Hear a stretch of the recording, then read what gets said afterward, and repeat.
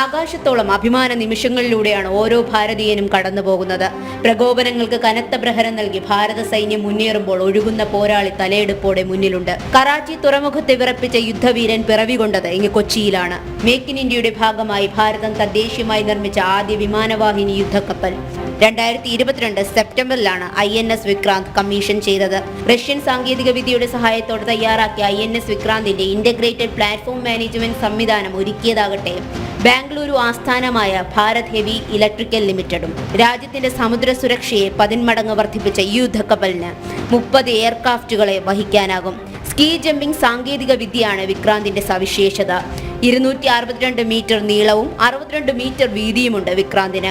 1971 പാകിസ്ഥാനെതിരായ യുദ്ധത്തിൽ നിർണായക പങ്കുവഹിച്ച ഭാരതത്തിന്റെ ആദ്യ വിമാനവാഹിനി കപ്പലിന്റെ പേരും വിക്രാന്ത് എന്നായിരുന്നു. പ്രതിരോധ മേഖലയെ രാജ്യത്തിന്റെ സ്വാശ്രയത്വത്തിലേക്കുള്ള സുപ്രധാന ചുവടുവയ്പായി മാറിയ അതേ INS വിക്രാന്ത് സ്വയം പ്രതിരോധത്തിന് തിരിച്ചടിക്ക് ശത്രുക്കൾക്ക് പാഠമായി യുദ്ധവീരൻ തലയെടുപ്പോടെ മുന്നിൽ നിന്ന് നയിക്കുന്നു.